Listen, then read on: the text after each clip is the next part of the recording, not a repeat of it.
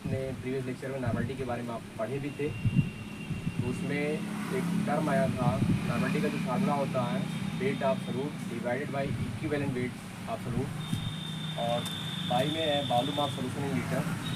Equivalent weight आपको बताया गया था, इक्विवेलेंट वेट इक्वल टू क्या होता है मॉलिक्यूलर वेट बाई एक्स। तो एक्स क्या है कन्वर्जन फैक्टर, जिसमें कन्वर्जन फैक्टर में आप एक्स फॉर एसिड के लिए पढ़े थे, एक्स फॉर बेस के लिए और एक्स फॉर साल्ट के लिए। 3 केस आपने पढ़ लिए थे। चौथा केस आप पढ़ेंगे, चौथा केस जो है X for oxidising agent and reducing agent. तो ये बड़ा इंपॉर्टेंट केस है, इसके अलावा और कोई केस नहीं है। तो X for oxidising agent and reducing agent में जब हम लोग देखते हैं तो यहाँ एक्स इक्वल टू जब लिखते हैं तो एक्स इक्वल टू लिखते हैं तो total change in oxidation number. Oxidising agent और रिड्यूसिंग एजेंट में हम क्या देखते हैं total change in oxidation number. तो कुछ एग्जांपल हम लेते हैं, जैसे हमारे पास KMnO4 कन्वर्ट हो रहा है Mn+2 में और ये रिएक्शन एसिडिक मीडियम में हो रहा है। तो यहाँ KMnO4 में ऑक्सीडेशन स्टेट इसका +7 होता है। तो आप देख रहे हैं +7 से +2 जा रहा है, तो यहाँ जो चेंज आ रहा है ऑक्सीडेशन नंबर का वो कितना आ रहा है 7 - 2 ये 5 आ रहा है। तो यहाँ एक्स फैक्टर कितना हो जाएगा 5 होगा। सिमिलरली आप सेकेंड केस देखेंगे KMnO4 K2MnO4 में जा रहा है, तो यहाँ +7 है Mn का, और यहाँ जो आप देख रहे हैं Mn का वो आप K2MnO4 है, तो ये -8 होगा, ये -8 होगा ऑक्सीजन का, यहाँ ये +2 होगा और ये +6 होगा। तो Mn का कितना होगा +6 हो रहा है, क्योंकि एक ऑक्सीजन में -2 होता है, तो 4 ऑक्सीजन है तो -8। ये पोटेशियम का +1 होता है, तो यहाँ क्या हो जाएगा +2, और इसको हमें क्या करना है फार्मूला न्यूट्रल करने के लिए 0 लाना है, तो यहाँ +6 हो जाएगा। तो इस तरीके से आप देख रहे हैं ये +6 है और यहाँ क्या है +7 है। तो यहाँ जो चेंज आ रहा है एक्स फॉर इस केस में बेसिक मीडियम में, ये कौन सा मीडियम है बेसिक मीडियम, तो यहाँ 7 - 6 = 1 आएगा। इस केस में कन्वर्जन फैक्टर की वैल्यू 1 होगी। सिमिलरली हम थर्ड केस देखते हैं, KMnO4 के बहुत इंपॉर्टेंट केस है। यहाँ +7 है KMnO4 में Mn पे, और यहाँ Mn पे आप MnO2 में देख रहे हैं न्यूट्रल मीडियम में रिएक्शन होगा, तो यहाँ ये +4 है। अब +7 से +4 जा रहा है, तो यहाँ जो चेंज आ रहा है इस रिएक्शन में वो आप यहाँ लिख सकते हैं 7 - 4 = 3। एक्स की वैल्यू यहाँ 3 आ रही है। तो एसिडिक मीडियम में याद रखिएगा एक्स की वैल्यू 5 होती है, बेसिक मीडियम में एक्स की वैल्यू 1 होती है, और न्यूट्रल मीडियम में एक्स की वैल्यू क्या होती है 3 होती है। और ये बहुत ही इंपॉर्टेंट है, ये आपके IIT JEE वगैरह में, IIT मेंस /नीट में ये क्वेश्चंस पूछे गए हैं, इससे रिलेटेड चीज़ें आती रहती हैं। अब नेक्स्ट हम एक अगला एग्जांपल ले रहे हैं K2Cr2O7। K2Cr2O7 कन्वर्ट हो रहा है Cr3+ में, तो आप देख रहे हैं यहाँ Cr2O7, अगर आप यहाँ निकालेंगे तो ये -14 होगा, ये +2 होगा। इसको ओवरऑल 0 करने के लिए यहाँ +12 करेंगे, तो अगर ये क्या होगा +12 आ रहा है, तो एक क्रोमियम पे क्या आएगा +6 आएगा, और यहाँ एक क्रोमियम पे क्या आ रहा है +3 आ रहा है। तो 1 क्रोमियम के रिस्पेक्ट में 3 का चेंज आएगा, तो 2 क्रोमियम के रिस्पेक्ट में क्या आएगा 6 का चेंज आएगा। तो यहाँ जो एक्स की वैल्यू होगी वो कितनी होगी 6 होगी। एक बार फिर से आप देखिएगा, एक क्रोमियम पे +3 आता है, तो 2 क्रोमियम पे जो चेंज आएगा वो 6 आएगा। फिर यहाँ H2O2 में और ऑक्सीजन में देखेंगे, यहाँ H2O2 में ये -1 है और यहाँ क्या है 0 है। तो एक ऑक्सीजन के रिस्पेक्ट में क्या है चेंज 1 आ रहा है, तो 2 ऑक्सीजन के रिस्पेक्ट में चेंज कितना होगा 2 होगा। तो यहाँ x की वैल्यू कितनी होगी 2 होगी, याद रखिएगा। तो इस तरीके से हम ऑक्सीडाइजिंग एजेंट और रिड्यूसिंग एजेंट के केस में x देख सकते हैं, और ये बहुत ही इंपॉर्टेंट केस है। इसका यूज़ मेनली जो है मेडिकल इंजीनियरिंग में ही होता है।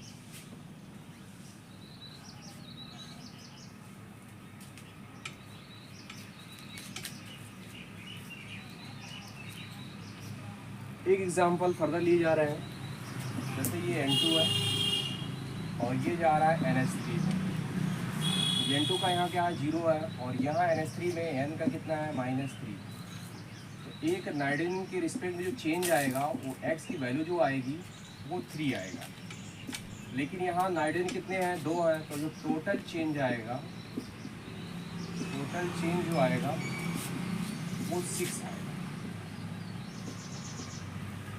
एक नाइट्रोजन के रिस्पेक्ट में चेंज 1 है, यहाँ 2 आइटम है, तो 2 आइटम के रिस्पेक्ट में जो टोटल चेंज आएगा वो 6 आएगा। इसको हम दूसरे तरीके से भी लिख सकते हैं,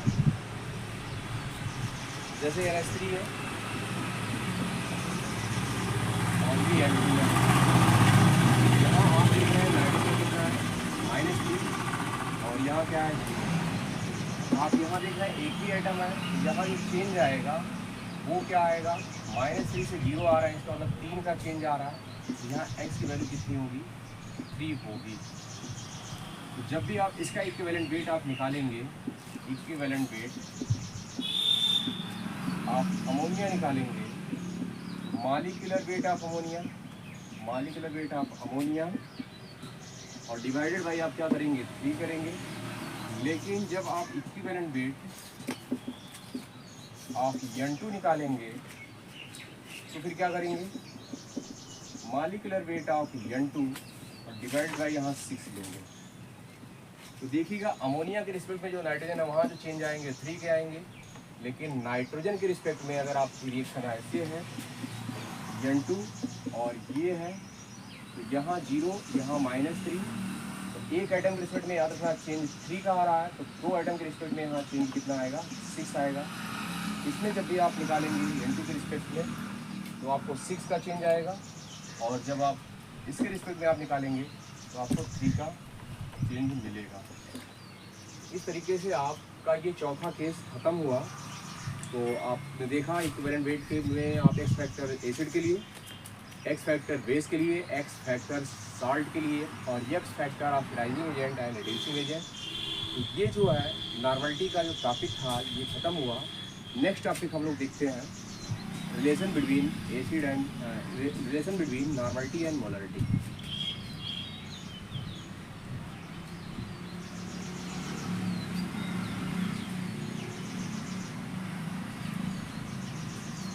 रिलेशन बिटवीन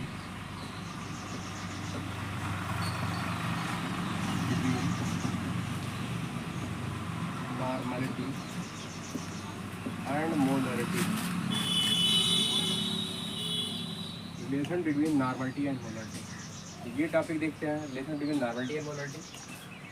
इसमें आप देखेंगे नॉर्मलिटी इक्वल टू फार्मूला होता है वेट बाय इक्विवेलेंट वेट, याद रखना है। सॉल्यूट का ही होता है equivalent weight of solute, by में इक्विवेलेंट वेट ऑफ सॉल्यूट, यहाँ वॉल्यूम ऑफ सॉल्यूशन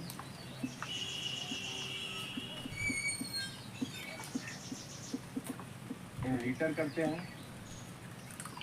इस फार्मूले में थोड़े से चेंज करने जा रहे हैं। Wait of solute divided by equivalent weight को आप तोड़ेंगे, molecular weight of solute divided by conversion factor, conversion factor x, और यहाँ क्या है इनटू है, ये कन्वर्जन फैक्टर है याद रखिएगा, into volume of solution in litre. ये टर्म याद रखना ऊपर जाएगा, और ये क्या है, ये मोल है, तो ये मोल ऑफ सॉल्यूट में कन्वर्ट हो जाएगा। ये चीज़ मोल ऑफ सॉल्यूट में चला गई, और ये कहाँ गया, एक्स में आ गया, इंटू एक्स, ये इंटू एक्स है, और बाई में आप देख रहे हैं volume of solution in litre आ रहा है, volume of solution in litre आ रहा है। और इस टर्म का क्या नाम है, मोलरिटी नाम है। तो आप यहाँ मोलरिटी लिख सकते हैं, और यहाँ इनटू है, और ये एक्स है। तो नॉर्मलिटी को मोलरिटी में हम चेंज करने का एक फार्मूला मिल गया, तो n इक्वल टू एक फार्मूला मिल गया, n इक्वल टू mx। इसका मतलब अगर हमें कन्वर्जन फैक्टर पता है और मोलरिटी पता है तो हम नॉर्मलिटी में चेंज कर लेंगे, या नॉर्मलिटी पता है और कन्वर्जन फैक्टर पता है तो हम मोलरिटी में से चेंज कर सकते हैं। तो इसमें हम देखते हैं कुछ एग्जांपल कैसे आप इशू करेंगे।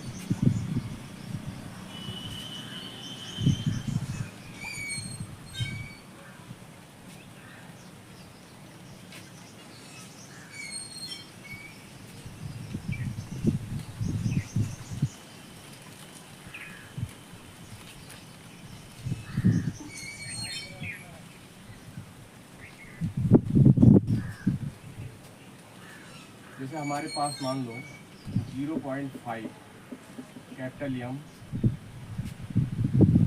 H2SO4 है, 0.5 कैपिटल यम S3PO4 है, 0.5 कैपिटल यम HCl है, 0.5 कैपिटल यम S3PO3 है, 0.5 कैपिटल यम S3PO2।